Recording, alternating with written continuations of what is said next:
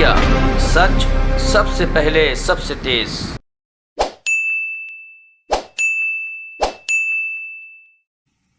Media के माध्यम से दो विषयों का पूरे हिंदुस्तान में चर्चा है। चिर परिचित बंगाल में जिस प्रकार से लोकतंत्र की आए दिन हत्या होती रहती है, और दूसरा कश्मीर जिनोसाइड को लेकर अरविंद केजरीवाल जी का बेतुका बयान। जहां तक बंगाल का विषय है, अभी कुछ दिनों ही पहले बीरभूम में जिस प्रकार से 8 लोगों की दर्दनाक मृत्यु हुई, उस विषय में भारतीय जनता पार्टी ने देश के समक्ष सच्चाई को रखा था। और उस समय भी हमने कहा था कि डेमोक्रेसी हैज बीन मर्डर्ड इन बंगाल। और आज टेलीविजन चैनल्स खुद एक वीडियो चला रहे हैं जो बहुत ही चिंताजनक है, और वो वीडियो है आसनसोल के पांडवेश्वर विधानसभा क्षेत्र के टीएमसी विधायक श्री नरेन चक्रवर्ती जी का। टीएमसी के विधायक नरेन चक्रवर्ती एक कार्यकर्ता सम्मेलन में टीएमसी के कार्यकर्ताओं को संबोधित करते हुए जिस प्रकार से वो धमकी दे रहे हैं, जिस प्रकार से बदले की राजनीति के विषय में बात कर रहे हैं, जिस भाषा का वो प्रयोग कर रहे हैं, वो भाषा दरअसल उनकी नहीं है। वो भाषा टीएमसी का ग्रामर है। वो भाषा टीएमसी तृणमूल कांग्रेस की का मूल विचार है। आप सबने सुना होगा टेलीविजन चैनल के माध्यम से कि नरेन चक्रवर्ती अपने भाषण में जो कोचिंग क्लास चल रहा है, जहां उनके लोकसभा क्षेत्र के टीएमसी के सभी कदावर नेता मौजूद हैं और कार्यकर्ता मौजूद हैं, उनको कह रहे हैं कि जाके अपने अपने क्षेत्र में जो भी भारतीय जनता पार्टी को समर्थन करने वाले वोटर हैं, उनको चमकाइए। बंगाली में कोट अनकोट चमकाइए, मतलब डराइए, धमकाइए। उनको आप पूर्णतः कहिए कि आप अगर आने वाले बाईपोल्स, आप जानते हैं आसनसोल में अभी उपचुनाव है, 4 और विधानसभा में भी उपचुनाव है, कि अगर उपचुनाव में आप घर से बाहर निकल के बीजेपी के समर्थन में वोट डालेंगे, तो ऐसा नहीं होगा कि हमें आपका पता, आपके एड्रेस के विषय में मालूम नहीं पड़ेगा। और जैसे ही आपके पता या आपके ठिकाने का हमें पता चलेगा, तो आपके साथ क्या हश्र होगा, यह आप जानते हैं, और हमारे कार्यकर्ता जाके आपको बताएंगे। और हां, अगर आप घर से बाहर निकलकर वोट नहीं करते हैं, तो खैर होगा, आप बंगाल में रह सकते हैं, बंगाल में अपना काम कर सकते हैं, और बंगाल में अपना व्यवसाय या व्यापार कर सकते हैं। तो बंगाल में रहने के लिए ममता बनर्जी ने अपने लॉ मेकर्स, अपने विधायक के माध्यम से एक सूची जारी की है कि बंगाल में अगर रहना है, बंगाल में जीवित रहना है, बंगाल में कारोबार करना है, और बंगाल में अगर सांस लेना है, तो आपको किसी और पार्टी को, खास करके भारतीय जनता पार्टी को तो कतई वोट नहीं करना है। आपके मन में अगर बीजेपी के प्रति सहानुभूति है, आप अगर विकास को वोट देना चाहते हैं, तो कतई घर से ना निकले, वरना आप जिंदा नहीं बचेंगे, आप यहां सांस नहीं ले सकेंगे। बंगाल आपको छोड़ना होगा, यहां आप व्यापार नहीं कर सकेंगे, यहां आप अपना जॉब नहीं कर सकेंगे। आप सोचिए किस प्रकार की मानसिकता है। मुझे आश्चर्य इस बात की है, अगर भारतीय जनता पार्टी का किसी विधायक ने इस प्रकार की धमकी दी होती, तो आज पूरे हिंदुस्तान में ये तमाम जो अपोजिशन पार्टियां हैं ना, इनमें हाहाकार मच गया होता। डेमोक्रेसी खत्म हो गई, मर्डर हो गया डेमोक्रेसी का, हम तो यूनाइटेड नेशन चले जाएंगे, हमें न्याय नहीं मिल रहा है, सुप्रीम कोर्ट क्या कर रही है, हाई कोर्ट क्या कर रहा है। हाहाकार पूरे विश्व में मचा देते ये लोग। न्यूयॉर्क टाइम्स, वॉशिंगटन पोस्ट में पत्र लिखना शुरू करते, देखिए हिंदुस्तान की हालत क्या है। कहां है ये सारे जो झंडा पकड़ते थे डेमोक्रेसी के, आज कहां है ये सारे? कोई दिखता नहीं है, कोई बोलता नहीं है। Where are all the torch bearers of democracy today when one of the member of legislative assemblies of Trinamool Congress has threatened the BJP voters not BJP karyakartas, BJP voters, that if the voters come out of their home and vote for Bharatiya Janata Party, the consequences are going to be dire. So where are all those harbingers of democracy today? Absent. यह अतिशयोक्ति नहीं होगी अगर TMC को हम तालिबानी मानसिकता कांग्रेस कहेंगे। यह मानसिकता कि आप घर से बाहर निकलकर वोट नहीं कर सकते हैं वरना आप बंगाल में जी नहीं सकेंगे, यह तालिबानी मानसिकता कांग्रेस पार्टी का ही हो सकता है, यह किसी और का विचारधारा नहीं हो सकता है। बंधुगण, आपने देखा होगा कि 3 दिन पहले ममता बनर्जी बीरभूम में जाकर किस प्रकार से भारतीय जनता पार्टी को घेरने की चेष्टा कर रही थी, किंतु आज हम धन्यवाद देना चाहेंगे भारत की कानून व्यवस्था को और हमारी जुडिशरी को। कलकत्ता हाईकोर्ट ने सीबीआई को सुपुर्द किया है बीरभूम के पूरे मामले को, क्योंकि आज जुडिशरी को भी लगता है कि न्याय बंगाल में तो हो नहीं सकता है। और आज हम आर्टिकल पढ़ रहे थे, 350 क्रूड बम बीरभूम में मिले हैं, 350 क्रूड बॉम्ब्स। बंगाल आज बम और बारूद के ढेर पर बैठा है और उसे सुलगाने का काम तृणमूल कांग्रेस के विधायक खुद अपनी धमकियों से कर रहे हैं। और यह पहली बार नहीं है, आपको याद होगा 2014 में भी और 2014 के पश्चात 2021 में भी विधानसभा के चुनाव से पहले अनेकों ऐसे धमकी, कभी बॉबी हाकिम करते थे तो कभी उनके पुराने सांसद रेप करने की धमकी देते थे। और बॉबी हाकिम ने तो पिछले चुनाव से पहले जो सेंट्रल सिक्योरिटी फोर्सेस थे उन्हें भी बदले के विषय में कह रहे थे। हम निंदा करते हैं, इलेक्शन कमीशन इसको संज्ञान में ले, यह भारतीय जनता पार्टी जरूर चाहती है। दूसरा विषय जिसको लेकर आज हम सभी चिंतित हैं, जिसको लेकर आज पूरा हिंदुस्तान कहीं ना कहीं हतप्रभ है, वो अरविंद केजरीवाल जी का विषय है। कुछ दिनों से कश्मीर फाइल्स नामक जो मूवी है, पूरे हिंदुस्तान में लोगों ने इसे देखा है और हिंदुस्तान में लोग आज स्तब्ध हैं, हैरान हैं, परेशान हैं, दुखी हैं कि 32 वर्ष पूर्व जम्मू कश्मीर में किस प्रकार का अन्याय हमारे कश्मीरी हिंदुओं के साथ हुआ है। मुझे तो आश्चर्य लगता है, टैक्स फ्री करने को लेकर कई राज्यों ने टैक्स फ्री किया, कुछ राज्यों ने टैक्स फ्री नहीं किया, यह राज्यों का विषय है। दिल्ली विधानसभा में टैक्स फ्री करना है या नहीं, इस विषय को लेकर जब चर्चा हो रही थी, टैक्स फ्री करना नहीं करना यह प्रेरोगेटिव दिल्ली विधानसभा और अरविंद केजरीवाल जी का है, किंतु जीनोसाइड के ऊपर उसका मजाक बनाना, ठहाका मार के पूरा विधानसभा हंस रहा हो और जिस प्रकार का एक चित्रण पूरे विश्व के सामने और पूरे हिंदुस्तान के सामने गया है, we all have been shamed. Hindustan शर्मसार हुई है क्योंकि अरविंद केजरीवाल जी का जो रवैया था, जो बर्ताव था, कश्मीर जीनोसाइड को लेकर, कश्मीरी हिंदुओं के ऊपर जो प्रताड़ना हुई थी आज से 32 साल पूर्व, यह रवैया सही नहीं था। एक इलेक्टेड रिप्रेजेंटेटिव इस प्रकार लोगों के पीड़ा के ऊपर हंस सकता है, उसे झूठी कह सकता है, ये मुझे तो विश्वास भी नहीं हो रहा है कोई ऐसे कह सकता है। अरविंद जी, कश्मीर फाइल्स तो एक मूवी है, आपने उसे झूठा बताया, आपने कहा कि ये जो प्रताड़नाएं कश्मीर के हिंदुओं के ऊपर हुई है ये झूठी है। आप उन लोगों से पूछे जिन लोगों के घरों से सदस्य गए हैं, आप गिरिजा जी से और उनके परिवार से पूछिए, गिरिजा जी के ऊपर क्या गुजरा होगा जब उनको आरी से काटा गया होगा। आप नीलकांत गंजू जी जो जस्टिस थे उनके और उनके परिवार से पूछिए, अगर समय में पीछे जा सके तो इन लोगों के जहन पे क्या गुजरा होगा, what they must have felt when the genocide was in fact underway in Jammu and Kashmir. But despite all that, the way you laughed, the way you mocked the genocide is something which will never be forgotten. उसके ऐसी बात भी नहीं है अरविंद केजरीवाल जी की आपने कभी किसी मूवी को टैक्स फ्री नहीं किया है।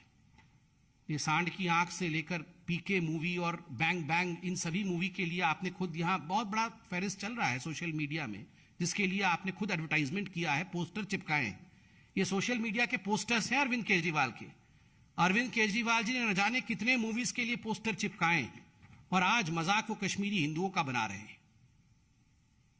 और जब वो घिर गए, जब पूरे हिंदुस्तान में एक वातावरण उनके खिलाफ बना, तो तुरंत अरविंद केजरीवाल जी, जो अपने यू टर्न के लिए मशहूर हैं, यू टर्न लेके अच्छा बनने की कोशिश कर रहे थे। वो क्रेडिट भी ले रहे हैं और कह रहे थे कश्मीरी माइग्रेंट टीचर्स जो हैं, जो कश्मीरी हिंदू टीचर्स आए थे, उनको दिल्ली सरकार ने नौकरी दी। ये जो government teachers association migrant registered जो ऑर्गेनाइजेशन है, उनका प्रेस रिलीज मेरे हाथ में है। मुझे तो आश्चर्य हो रहा है कि एक मुख्यमंत्री इस प्रकार से झूठ कैसे बोल सकते हैं। उन्होंने कहा कि हमने कश्मीरी माइग्रेंट टीचर्स को, कश्मीरी हिंदुओं को रेगुलराइज किया, मगर जब कश्मीरी माइग्रेंट टीचर्स ने प्रेस कॉन्फ्रेंस करके प्रेस रिलीज जारी किया, उसमें जो टाइमलाइन दिया है वो मैं आपके सामने रखता हूं। जून 6, 2010 को कश्मीरी माइग्रेंट टीचर्स वो दिल्ली हाईकोर्ट अप्रोच करते हैं कि हमें रेगुलराइज किया जाए अपने प्रोफेशन में। मई 18, 2015 सिंगल बेंच हाईकोर्ट की अपनी जजमेंट डिलीवर करती है और कहती है कि कश्मीरी माइग्रेंट टीचर्स को, जो कश्मीरी हिंदू टीचर्स थे, उनको रेगुलराइज कर दिया जाए अपने सर्विस में। मगर उसी वर्ष 2015 में केजरीवाल जी की सरकार डबल बेंच के सामने इस पूरे जजमेंट को चैलेंज करती है कि नहीं, हम रेगुलराइज नहीं करना चाहते हैं, यह उचित नहीं होगा। और मई 21, 2018 को डबल बेंच अपने वर्डिक्ट में दिल्ली सरकार के इस पूरे प्रक्रिया को, नकारने वाले प्रक्रिया को मना कर देती है और उन्हें डायरेक्ट करती है कि आप कश्मीरी माइग्रेंट टीचर्स, जो हिंदू कश्मीरी प्रताड़ित थे, जो विस्थापित थे, आप इन विस्थापित कश्मीरी टीचर्स को आप रेगुलराइज करिए। यही मेरा जजमेंट है, यही हमारा जजमेंट है। उसके बाद दिल्ली सरकार के पास कोई उपाय नहीं रहा। दिल्ली सरकार ने अश्योर किया कि हम जो केएमटी, कश्मीर माइग्रेंट टीचर्स है, उनको रेगुलराइज करेंगे, किंतु ऊपर से कहते रहे 26 अक्टूबर 2018 को यह सुप्रीम कोर्ट चले गए।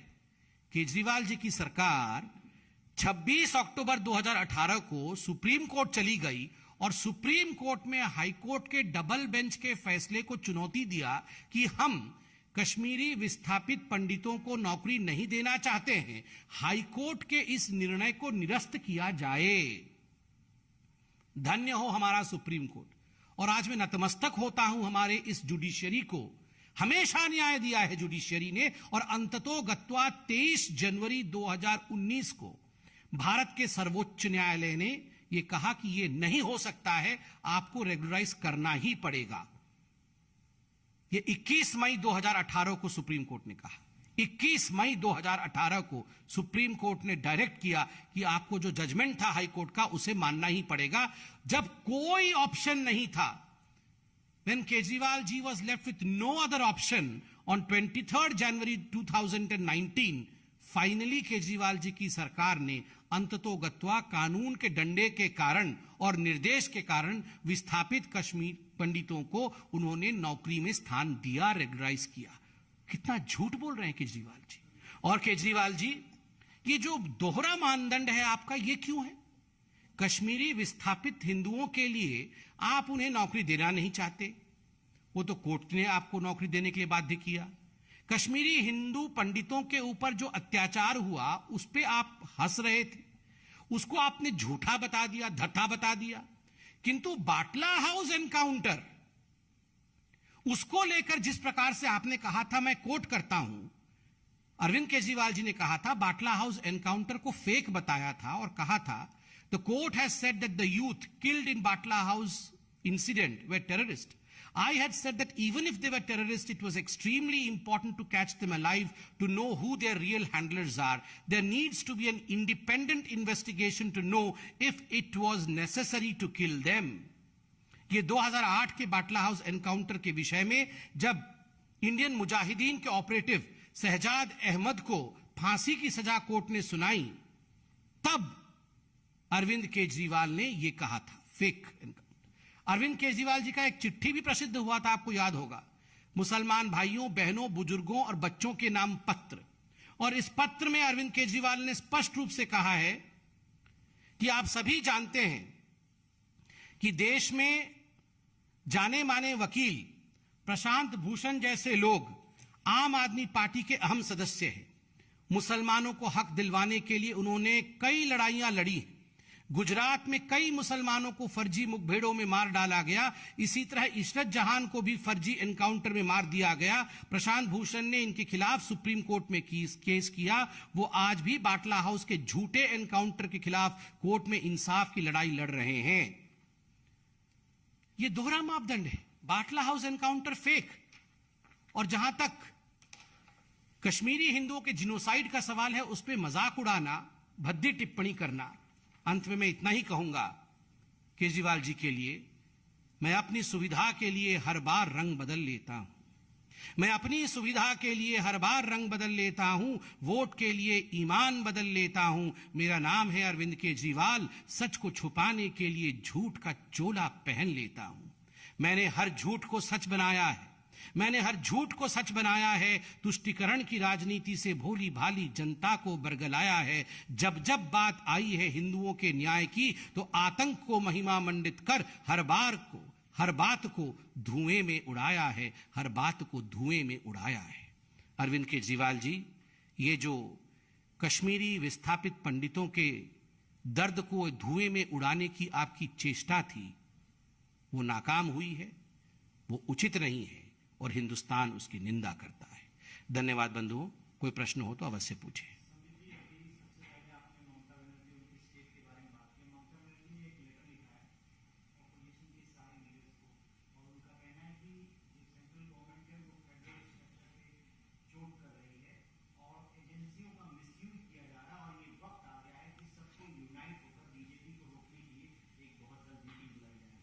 देखिए, ममता बनर्जी का ये जो स्टेटमेंट है कि सभी को यूनाइट होकर बीजेपी को रोकने की प्रयास करनी चाहिए, ये कोई पहले बार का स्टेटमेंट नहीं है। अभी ममता दीदी गई थी उत्तर प्रदेश में भी, जाके उन्होंने बीजेपी को रोकने की चेष्टा की थी। उसका नतीजा क्या रहा वो भी हमने देखा है। जहां तक सेंट्रल एजेंसी के मिसयूज का सवाल है, स्वाभाविक है Mamata Banerjee is frustrated because only a couple of days ago, 2 दिन पहले ही जिस प्रकार से हाईकोर्ट ने बीरभूम के मैसेकर के केस को सीबीआई को सौंपा है, उनको लगता है कि कोर्ट ने भी इंटरफेयर किया है। ममता जी को लगता है ना सुप्रीम कोर्ट बड़ी है, ना हाईकोर्ट बड़ा है, ना भारत का संविधान बड़ा है। उनके जो विधायक भारतीय जनता पार्टी के कार्यकर्ताओं को धमकाते हैं, हत्या करवाते हैं, वही बड़े हैं। ये लोकतंत्र की भाषा नहीं है, और ममता जी ये सब कुछ जानते हुए भी अनजान बनने की चेष्टा कर रही है।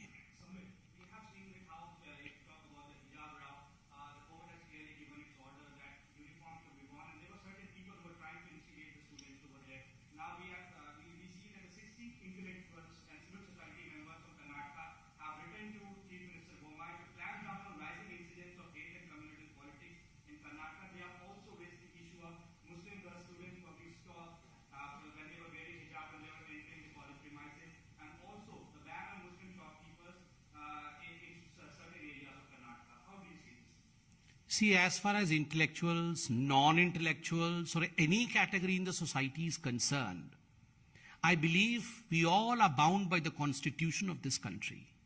हम सभी संविधान से बंधे हुए हैं. So ultimately what the court of this country, what the law of this country decides is bound to all of us. We are bound to follow it. As far as the hijab row is concerned, the court of the land has already given a judgment. We all respect the verdict, and I believe that's the final word.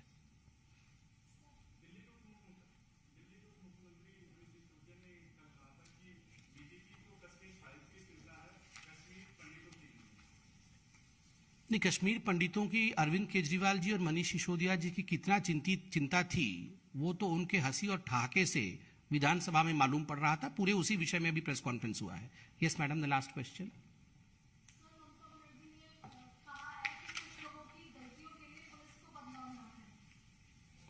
ममता बनर्जी तो BSF के विरोध में भी बोलती है. Surgical strike होने पे Indian army के खिलाफ भी बोल देती हैं.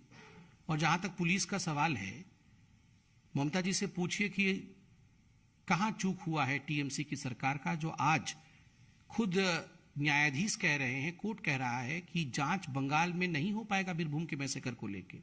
जांच सीबीआई को सुपुर्द क्यों कर रही है? क्योंकि कहीं ना कहीं वातावरण अविश्वास का बंगाल के अंदर पैदा हुआ है. Thank you so much.